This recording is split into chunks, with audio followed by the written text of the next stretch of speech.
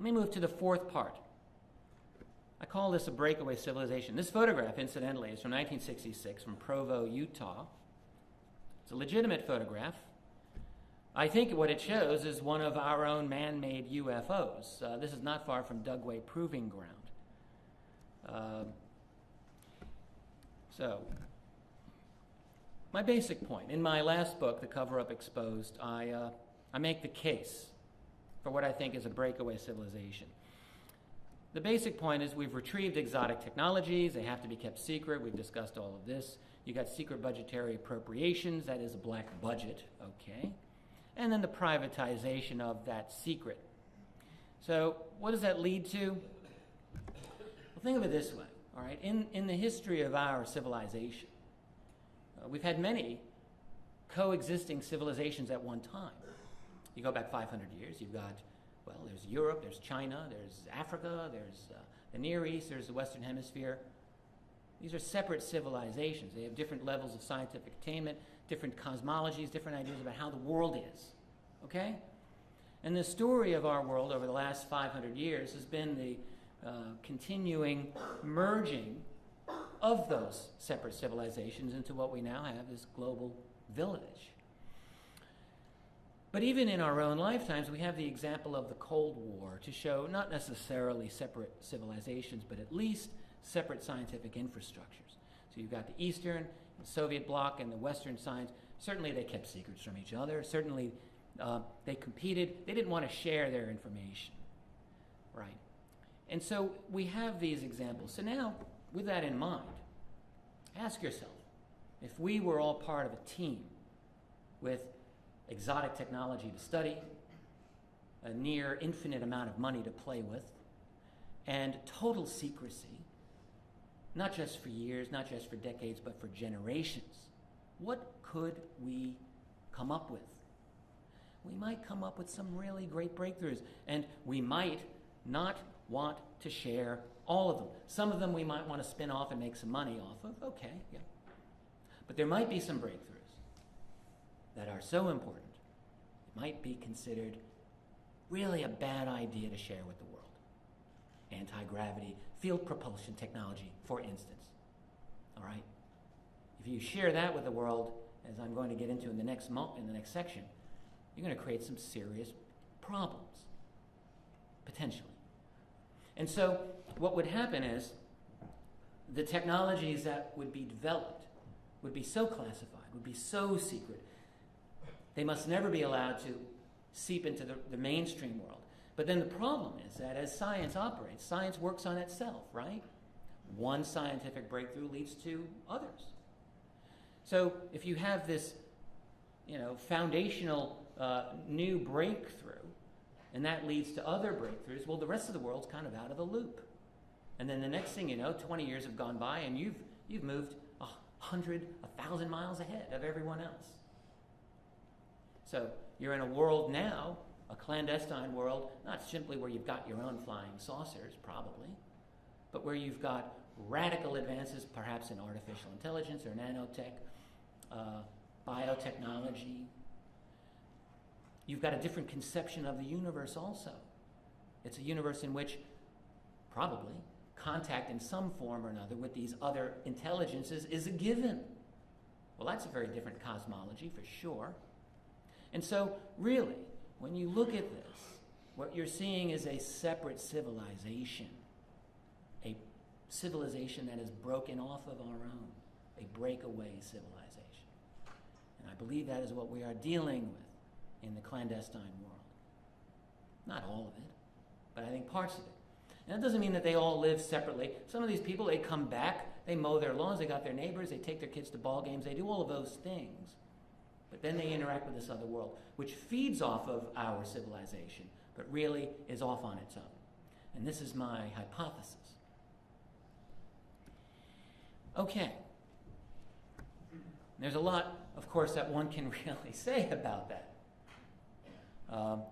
This is a theme that I know I'll be coming back to again and again for years. Let's look ahead. Can anybody tell me what time it is right now? I just want to know how much time that I've got remaining. 11:30? Perfect. Perfect. We've got a lot of time. So let's look ahead. My training is as a historian, and it's taken me a long time to sort of want to look into the future. Because we're trained to look at the past. The past is a lot more fun, a little more manageable. The future is not so manageable. So with that caveat, let's keep in mind that the history of prognostications is the history of really bad predictions. I'm thinking of go back 100 years, some of two of my favorite 19th century authors. One is Edgar Allan Poe, another is H.G. Wells. We've all known these writers, of course. Poe, in one of his short stories, and the name of it escapes me, it's fascinating. He wrote it in 1848, and it takes place 1,000 years in the future, in the year 2848. So it's Poe's vision of the future, and it's really wild technology. It's the story is a series of letters by this person of the future, writing about traveling around the world. And remember, it's 1848, okay? And he's up in the air, flying around the world at the amazing speed of 100 miles per hour in a balloon. A balloon. So now Poe, of course, is a man with a great imagination, a brilliant writer, and that is the best he could come up with. And I'm not knocking him for it. It's really hard. H.G. Wells, in War of the Worlds in 1895, I think, around then. Remember, he's got the Martians coming to Earth, and they land. How do they get around on the Earth? Well, they don't fly, guys. They got these big old tripods coming out of their craft, so they're walking around like lumbering dinosaurs. This is 10 years, less than a decade before the Wright brothers. And Wells, who was a very scientifically astute man, and he didn't see it. Okay? So seeing the future is really hard. So having said that, let's try to do our best here. And I'm sure many of the things that I'm looking at turn out to be wrong too. We're just going to try. I do believe, despite the fact that secrecy on UFOs is held for 7 decades now, right? Just because it's held for 7 decades doesn't mean it's going to hold for another 7 decades.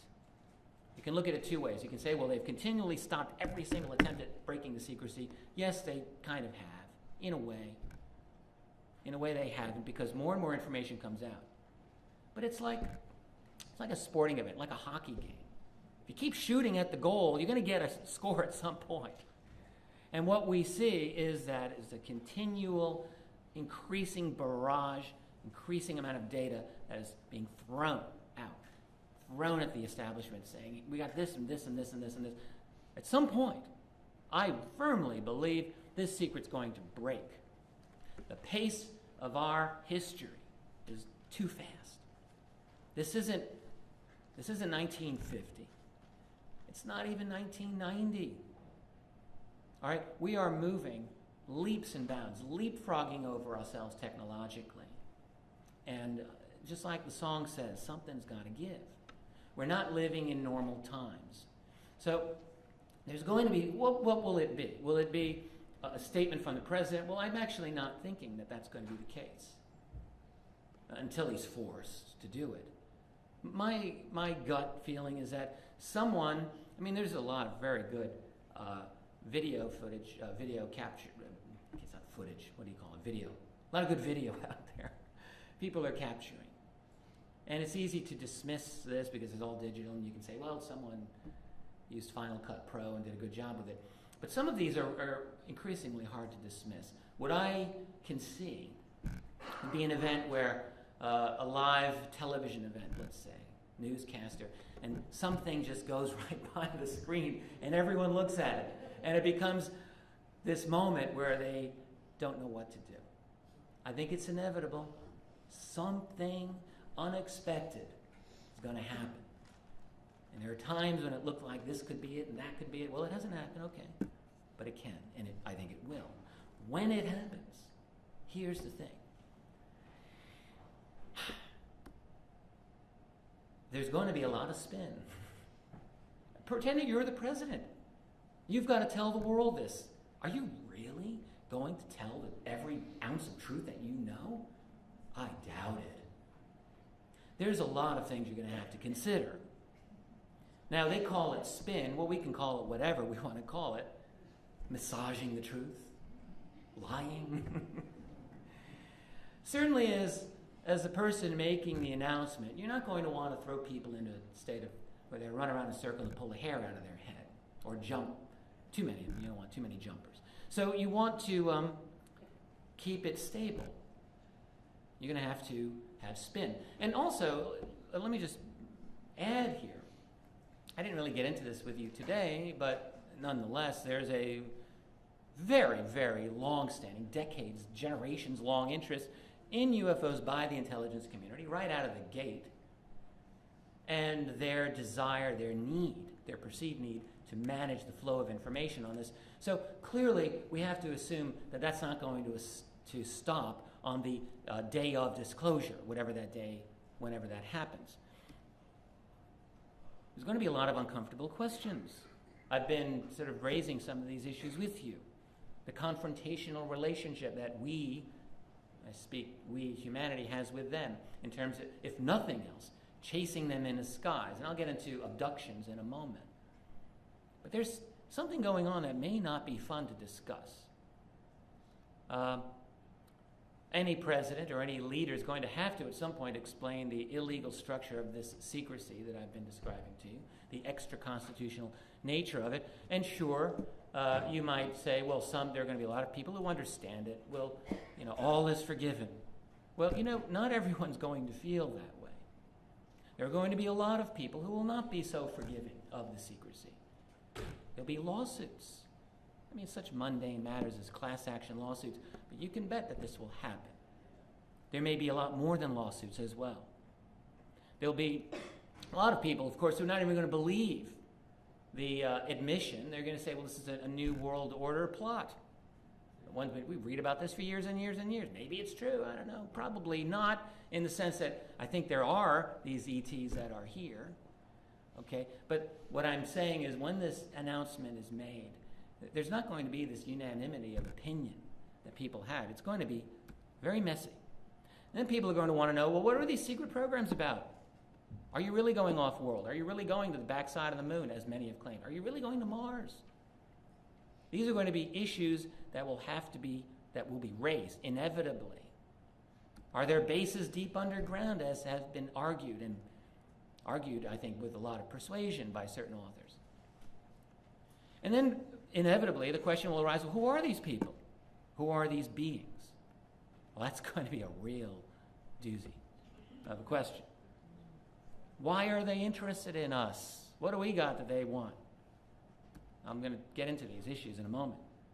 And then, of course, disclosure is going to transform our world. We all know this.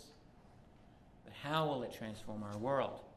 Our political structure, our industry, finance, our energy.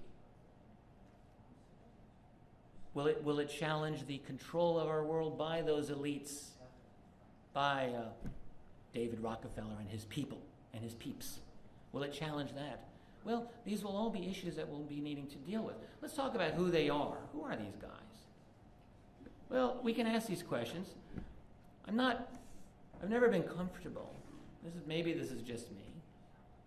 But I've never been comfortable with individuals who really claim to have absolute knowledge of this topic. Talk is cheap. My dad, I grew up in a family of New York City cops. I grew up with my dad telling me about his investigations as they were occurring back, in ancient times, pre-internet. My dad's still around. He's a great guy. His name's also Richard Dolan. And I admit, when I write my books, when I write my articles, I'm often thinking, what would my dad think about this? He's like my reality check in a lot of ways. I can hear him saying, Richie, come on, what's with this? You need a little more evidence with this. New York, everyone gets the IE at the end of their name. There's Richie, there's Jimmy, there's Paulie, there's Joey, there's whatever. My childhood people, they all call me Richie. And the only other people who ever do this are people I meet who live in the New York area to this day. I didn't grow up with them. They just say, hey, Richie, how you doing? So does my dad. All right, so back to who they are. They could be one thing. They could be many things. Do they look like the blonde guy? Do they look like the reptoid dude? Do they look like that gray alien? Maybe they look like all of them. What's their interest in us? Did they create us? Do they own us? Do they think they own us? Here's what I will say at this point. I think it's very premature to assume that we can be ambassadors to meet with them, for example, as Dr. Stephen Greer says, to establish an equal relationship with them in some way as part of their community. I'm not saying we can't do this. And I'm not even saying we shouldn't do it, but I'm just saying, excuse me, that as I see it, there's a little bit more going on than this for us to say, yeah, let's join your organization. My attitude is I'd like a little more information here, please. Okay? And while we're at it, let me just address the statements of Dr. Stephen Hawking in the news lately. Stephen Hawking, of course, has said in his recent television series, his current television series, that if we meet them, we gotta run far and fast. Essentially, we don't want to be like the Native Americans bumping into Columbus. You never win when you make statements like this. If you're Stephen Hawking, first of all, you get your scientific colleagues who think that this is such an embarrassing topic. Why are you even discussing it to begin with? So they cringe. And then you get the UFO research community, and Hawking's taken many, many hits, of course, for this. The argument has been that, well, look, man, if they're here, they're obviously so much more advanced than we are. They've clearly found a way not to destroy themselves. They've clearly found a way to manage a civilization that is peaceful. And by the way, if they've been here all this time and they haven't blown us up yet, they haven't destroyed us, obviously they're not going to. Maybe I'm simplifying the argument a little bit. I hope I'm not too much. I just don't find that quite compelling. It's like the argument saying that the more advanced your technology is, the more peaceful you're going to be. If we went back 1,000 years to medieval Europe, and we met with these people, and let's say we showed them our iPods, my new phone. I got this really, I can't understand my phone yet, or our notebook computers and these things, and we showed them to some medieval monk. He might say, wow, you guys have really figured out all your problems, haven't you? I'll bet you got all your social, political, economic problems solved. I mean, that's the logic. And we'd look at each other and maybe not say anything. Clearly, technology is not going to solve social problems. And evidence and possession of advanced technology is not proof that you've solved your problems. Sorry. And it's also grossly premature to assume that they, if they're communicating with us, that they're truthful anyway. Would we be truthful with a medieval village? We could not possibly be truthful with them, even if we had their best interests in mind. There is no way we could. How could we tell them that the earth goes around the sun? That alone. How many times are you going to rock their world? Tell them about cells and microbes, germs, interstellar, the realities of the cosmos, science. There's only so much, okay? And if you start, you would make their head explode. People can only take so much. So if there are these other beings that are here, we have to really ask ourselves, how much are they telling us? And that's a best case scenario if they've got our interests in mind, okay? And if they don't have our interests in mind, then we really have to be alert. So, the thing about Hawking, I just wanted to say, my main point of disagreement with him isn't that we should be cautious. I mean, maybe he's a little more fearful than I would be, but I don't know if he's a lot more fearful than I would be. But I would say that the real mistake is simply that he's not acknowledging that they're here. I mean, that's my biggest problem. Read a couple of books, Dr. Hawking. It's not that difficult. The information is there. Maybe he already knows, as has been argued. And maybe. I don't really know, and I don't want to speculate on that at this point. There are all kinds of possibilities, but certainly it is also true that famous scientists even can be hidebound in certain ways. No one's perfect. I understand that Marilyn Monroe couldn't cook. Okay, well, that's, right? So no one's perfect. Everyone's got their limits. And maybe Stephen Hawking has his too. We have to keep that in mind. Now, why would they be interested in us? Here's one good reason. This is us about 10,000 years ago, with sickles, the beginnings of agriculture. Okay? It's not that long ago. And in fact, our society looked like this for a long, long, long time. In fact, even 100 years ago, it didn't look that different from this. We had a little bit better clothes, maybe. But agriculture really didn't change very much. And human society went through changes, but we've gone from that to basically, to this. That's an illustration of what is said to be quantum computing. I'm trying to understand what quantum computing is. It's on the way, we're told. It deals with multiple dimensions and simultaneous computing across dimensions. There's a head spinner, okay? And then if people who are really unfamiliar with UFOs, if they think this topic is a little out there, I would suggest just read a couple of very good mainstream books on AI and the future of artificial intelligence.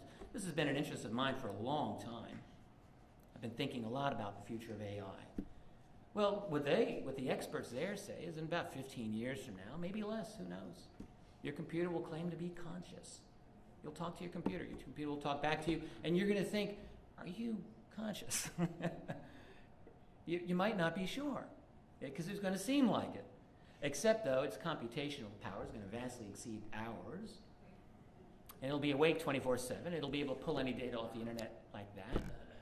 So in a lot of ways, they're going to seem a lot smarter than we are, in some ways. That doesn't mean that they're conscious in the way that we are, of course. But what I'm saying is that instantaneously, in the long term, in the last 100 years, we have not just reinvented our society. We have not just reinvented our civilization. We're reinventing ourselves as a species. Some of these AI visionaries see us with nanobots in our brain, interfacing with the web. Imagine that, okay? Is it really outrageous? Maybe not. So, in other words, within a century from now, it's very possible that good old-fashioned, unenhanced Homo sapiens may not exist. We'll have all kinds of gadgetry, interfacing. We'll be a hybrid human-machine intelligence with IQs of 300, 400, 500, who knows? I mean, that's a theory, it's a possibility. But what I'm saying is, those guys get a lot of grant money to research what they're doing, unlike us people in the ufological ghetto, but there are some very serious thinkers at major institutions who are looking at these problems. And so what I'm saying is we are about to leap into their world, okay? It's false to assume that just because they're way ahead of us now that we will never have a chance of bumping into them. Because progress is not a linear thing. It's exponential.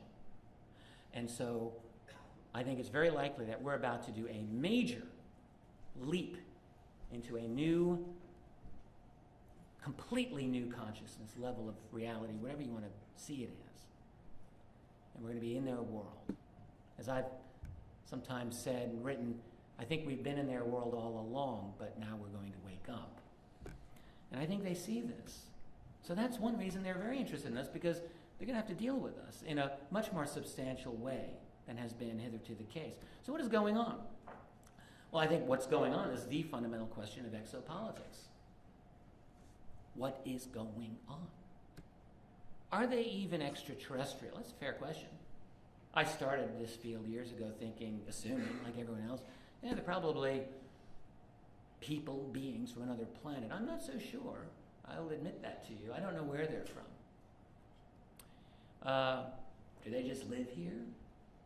If they were from another place originally, does that mean anything at this point? Maybe they're here now. Are they from another dimension of our reality where they come in and out?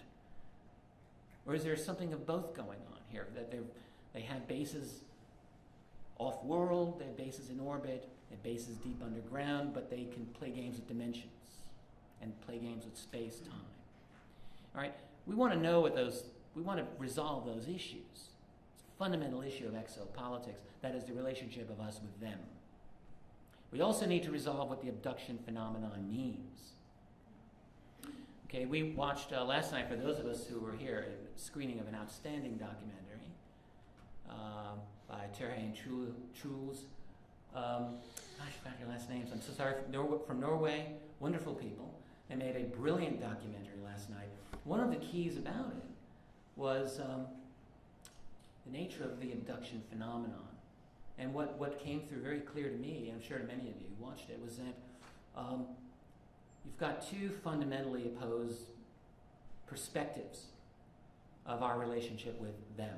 You have those abduction researchers who look at this phenomenon as one in which they're doing things to us without our permission, and that there's a problem, there's a confrontation element, and they seem to be creating a hybrid human alien species with what goal in mind? Are they going to take over the world?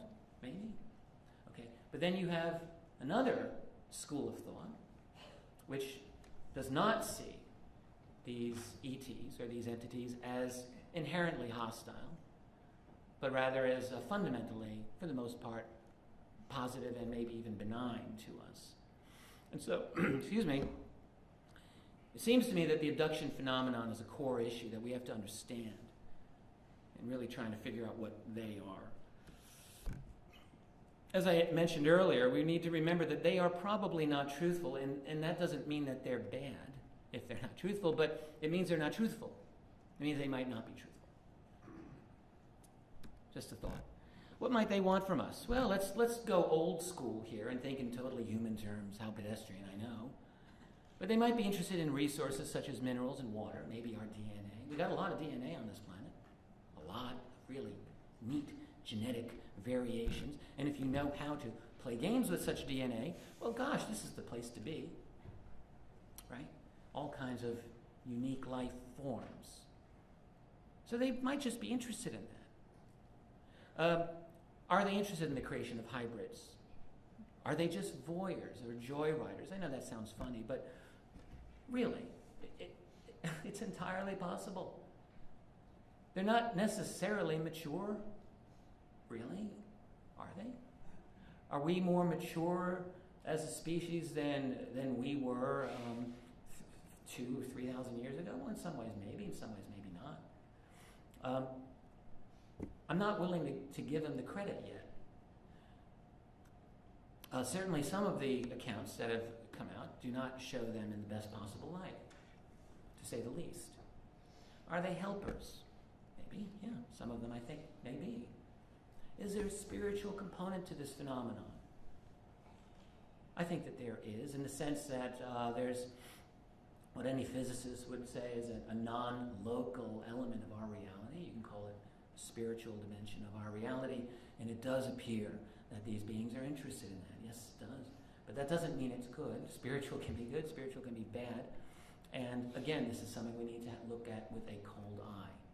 We need to be objective and detached.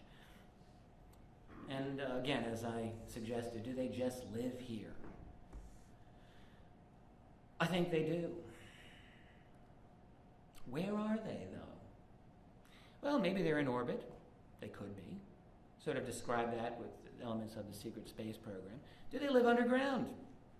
This is an illustration from a book that I've recently published by a colleague, Dr. Richard Sauter. Many of you know Dr. Richard Sauter's work. He's, I would say, the premier, really the only major author on the topic of clandestine underground undersea bases. He's done some very good work. His latest book, called Hidden in Plain Sight, is a book that I published under my company, Keyhole Publishing. I think it's an excellent book. This is an illustration from it. It's a German drawing from the 1930s describing an underground vacuum tube shuttle system. Okay? one thing that he points out is that within purely human technology, we've had the ability for years to create massively large, sophisticated underground bases and tunnel systems. If you want to read that, I would suggest you get acquainted with his book, Hidden in Plain Sight. Are they under the sea? Even under the seabed? Again, this is another illustration, by the way, from his book, done by a man contracted with the U.S. Navy in the 1960s. A man who's still alive, Walter Korshner. To illustrate explicit Navy plans as they existed at that time to create undersea bases. You think impossible. It's not impossible. We have the capability, we have examples of massive undersea tunnels. We've got the Channel Tunnel going from Britain to France, of course. That's under 20 miles of seabed. Japan also has a tunnel that goes over 20 miles under the seabed. We know how to do it. Getting the oxygen, that's no big deal. We've had nuclear submarines for 50 years. What do? They take the oxygen out of the seawater. That's how they can stay submerged for 4 to 6 months at a time. The technology's been there. You extract the oxygen, you get a 5 megawatt nuclear reactor under the ground, under the ocean. You're basically set. The rest is filling in the blanks. Have we done it? Richard Sauter argues that we probably have. Have other beings done it? Well, I would assume it's within their capability. Certainly would be a great place to go if you want a totally secure environment.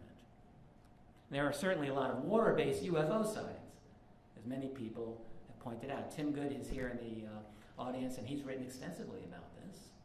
A number of people have talked about water-based UFO sightings. What many people are not familiar with is that an enormous percentage, possibly a majority of good UFO sightings, take place over or near large bodies of water. Or where are they? Are they among us? Do they live among us in some way? Do they look like us? Sounds like a science fiction movie, I know, but think about it. If you were an alien and you didn't look like us, you might want to get people who did look like us to merge. You might want to look at the human power structure. You might think, they're going to be an issue in a few generations. Let's manage them now. And you might want to put your people in the right places. Just saying. It's only a theory. There are certainly no shortage of anecdotal evidence, strange stories of strange people who look human but don't seem like they are. You have to wonder. It's what I would do if I were an alien. How much time? What time is it? Anybody? I got 15 minutes. Let's see if I can do it. It's my eternal struggle against the clock. No matter how much time you give me, I take more. We're at a crossroads in our civilization. I think we all know this. How do we move forward to get to the truth, and how do we get beyond the truth into the next era that we all know we need to be at? The crossroads we're at now is that of freedom or that of global fascism, a world of truth or a world of fantasies. Either way is possible. The battle's being fought right now. The main battlefield, I would say, is the internet. It's not just China, it's not just North Korea or Iran that want to control the internet. It's right here. Australia, Britain just passed some nasty little internet laws, if you've been keeping up on this. There are always attempts within the United States to clamp down on the internet. And frankly, for most people, they turn on their news browser. What do they get? Their MSNBC or their AOL or their Yahoo, God forbid, so you can keep up on American Idol. Okay, good. Most people are not really using the internet anyway. But for those of us who want to use it, even for those of us, we have to be careful because there are attempts constantly being made to manage that flow of information. So that's one battle. Another thing we're dealing with is the probable end of our infrastructure, our petroleum-based infrastructure. Even if we're not running out of oil right now, I would say the following. A, that supply is not infinite. There's no evidence that I've seen scientifically that shows that Earth is generating that petroleum. Claims have been made, I'm just not finding it persuasive. Now, if I'm wrong, okay, I'm wrong. I don't think I am. Even if there's a lot there, the fact is that global demand for petroleum basically doubles every generation. So I don't care how much is in the ground. At a certain point, demand is going to outstrip supply. And I think that we're heading to that point right now. But even if petroleum were in total abundance forever, how long could we do this? We're destroying the planet. Okay? So there's a problem here. We can't keep going like this. Everybody sees it. So now, there are solutions, I think, possible solutions in the technology of what we call UFOs. Because whatever these things are using, they're stopping on a dime, they're silent, they can take off like a bullet, they can zigzag. It's a little bit better than petroleum. Whatever that answer is, whether it's a zero-point energy field or some form of fusion or something else, maybe we would want to know about it at some point, like now. But there are definite challenges in that technology. It's not going to be all wine and roses here. There are going to be serious challenges in managing this technology. So here's what we need. If I were, seriously, to have the opportunity to speak with President Barack Obama, and I would certainly encourage his staff to get in touch with me, why not? Here's what I would have him do, or here's what I would suggest. That we need a reasoned, humanitarian policy by responsible leaders to bring about a peaceful transition and a courageous confrontation of the truth. What do I mean by that? This would be a policy program. The U.S. President must reclaim full constitutional authority in the name of the people of the United States. Yeah. This is not easy. To get a sense of how bad things have gotten, it's not easy. I'm not saying any of these following things are going to be easy. Maybe they're impossible. That doesn't mean they shouldn't be the goal. Okay? The goal. Also, enforce authority over runaway black budget operations. That's a no-brainer. That's not easy either. Release individuals from black world, clandestine world, ET-related secrets.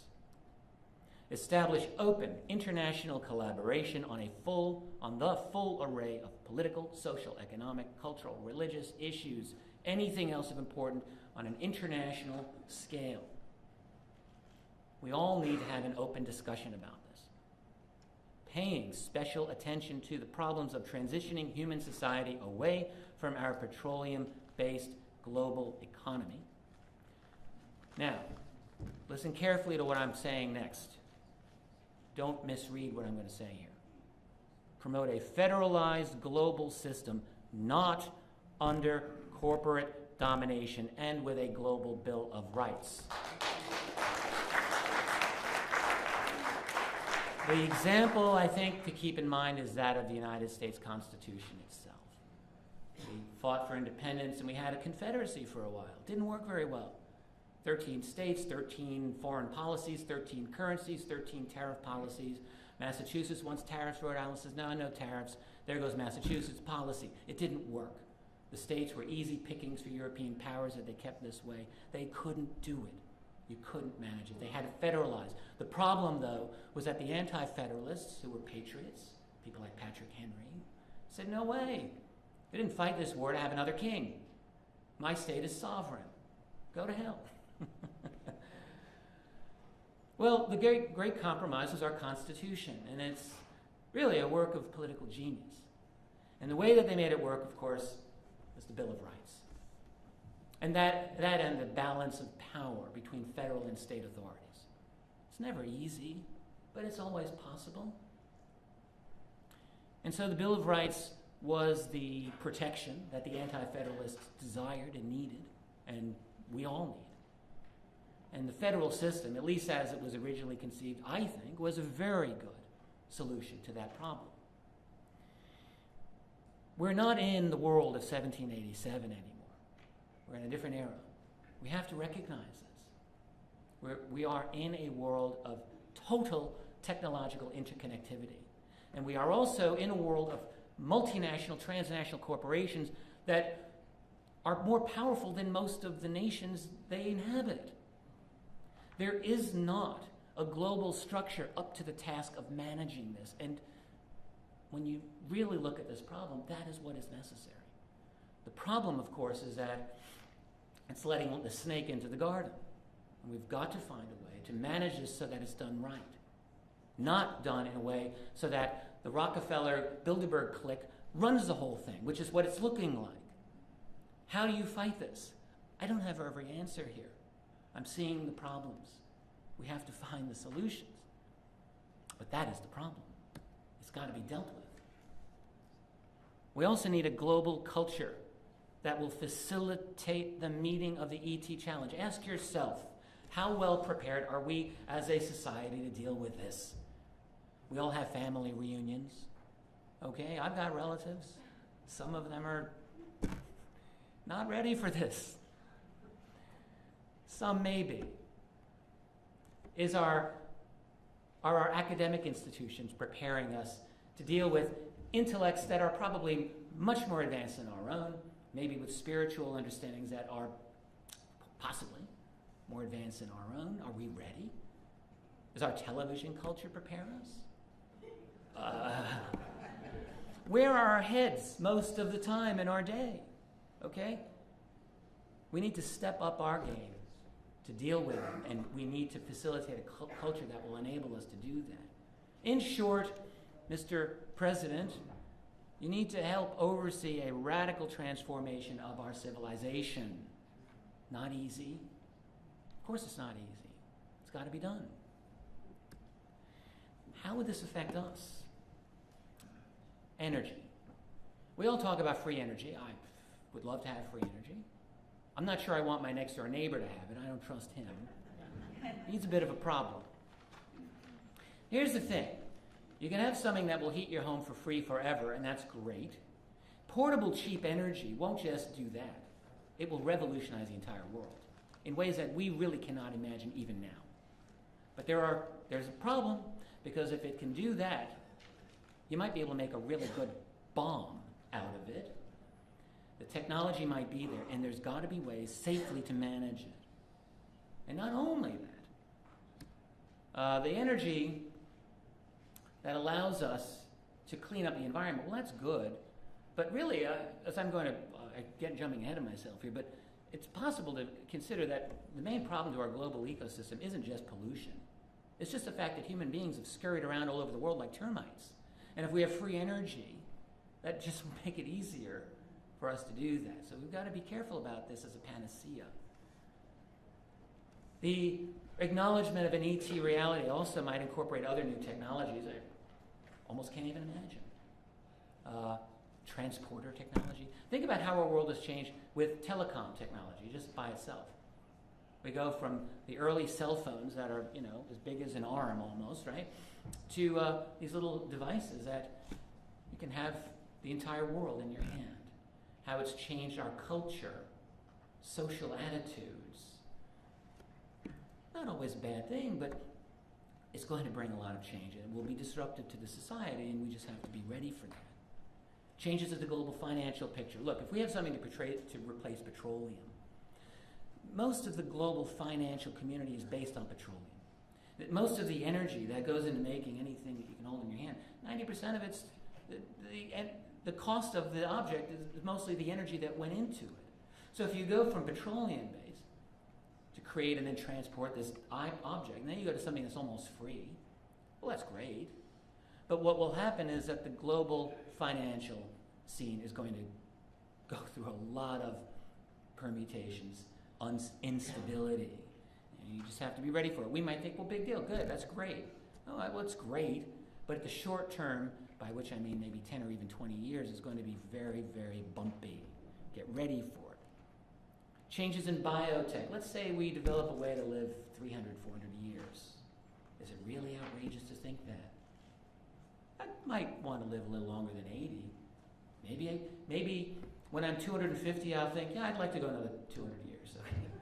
But you have to ask yourself, if we do that, what kind of world will this be? And I'm not saying we shouldn't. Would we all have children? We're going to have a world in which the average age is 200?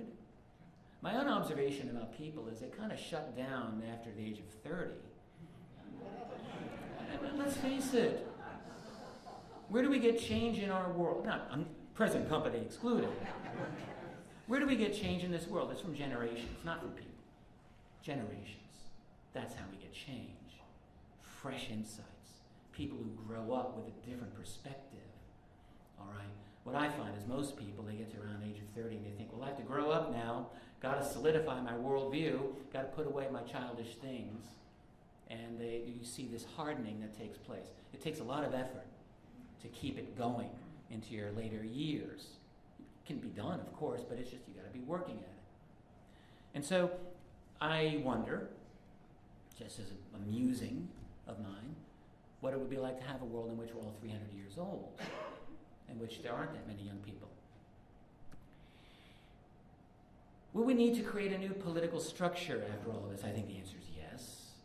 How will that structure play out is a good question. Are we going to move into a world where there's relative freedom, or a world where there's total control over your mind, even more than today? What might we learn from these other beings? Well, we might learn great things, and we might have to, do we have anything to worry about? I've only got a few more minutes here, and I want to wrap it up, but I'm actually just about done. I'm an idealist, I admit that, but I'm not a utopian. I'm very skeptical about utopias. I'm skeptical about the idea that we can create a perfect world. I haven't seen it yet. I'm skeptical of the idea that these other beings are necessarily all here to help us, as I see human society about to careen off the cliff, fall off the cliff. So I'm not saying there aren't good people out there, but again, I'm cautious about these perfect world scenarios. Free energy, or even free green energy. Again, it's what I just said earlier. It's not only pollution. Yes, we want to clean up the environment. And the energy solutions that are in the UFO technology could very likely be incredibly beneficial to help detoxify our environment and to prevent the ongoing toxification of it. Yes, we got to do that. But we've also got to be careful, because creating a suburb can also be environmentally damaging. Carving out, more area where deer and wildlife need to be is also a problem.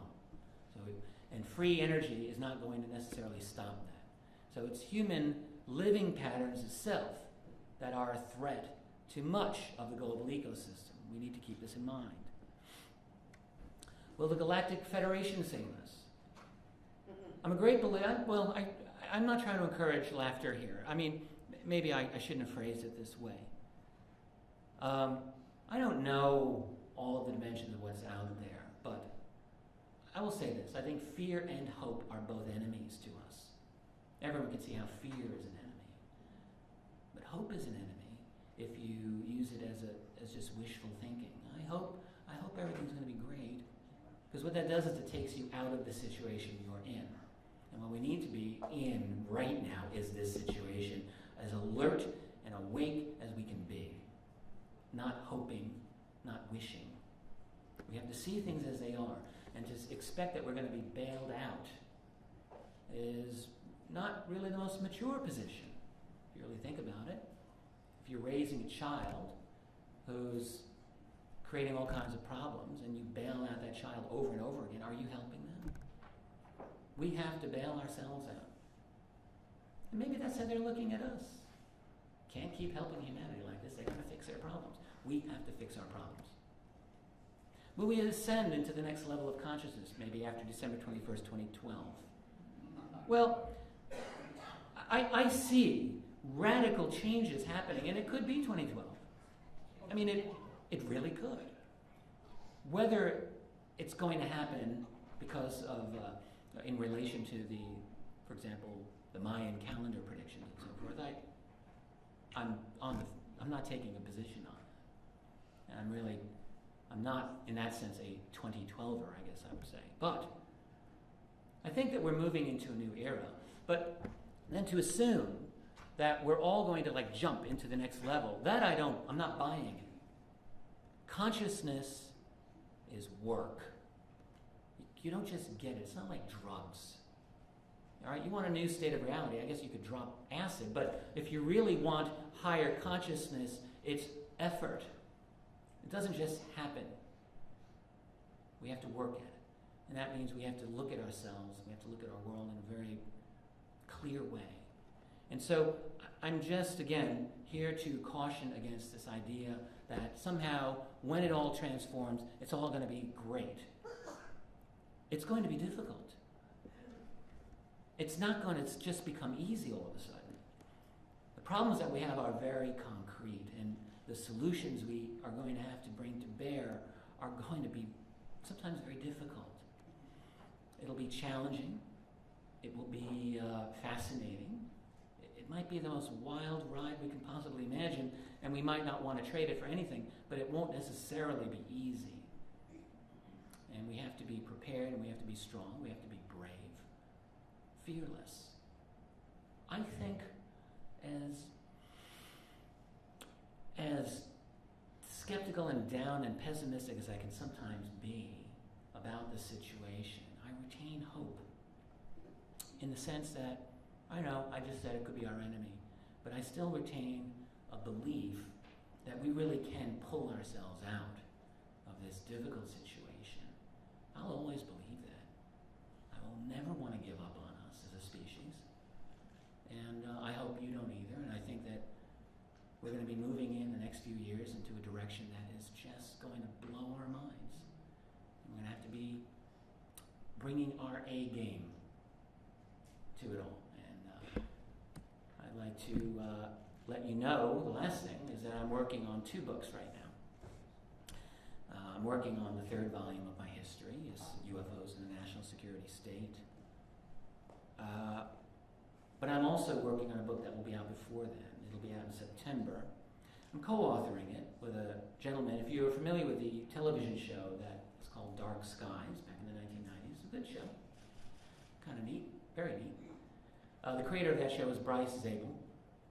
And Bryce and I have become very good friends, and we are collaborating right now on a book which we are calling AD, After Disclosure.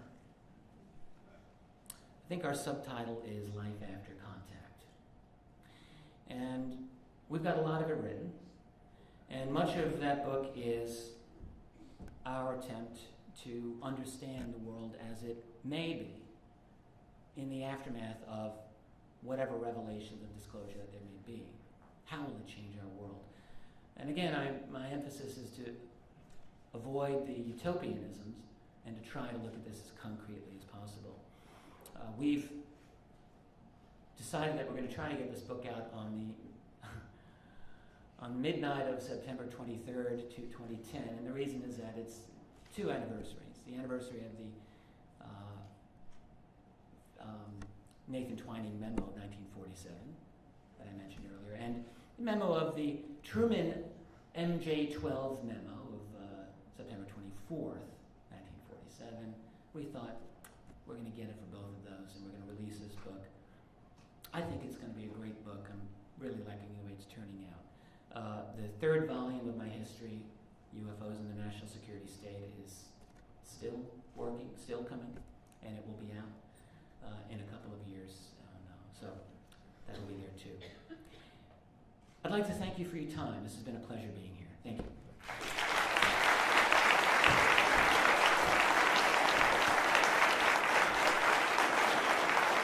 I don't believe that there will be time for questions, unfortunately, unless some of you correct me, but I have a feeling that I've taken all of the time I've been allotted and then some. So I'll be at my table. I've got some books. I've got my new book. I have Dr. Richard Sauter's book there too as well, and I'll be happy to chat with you privately at that place. Thank you.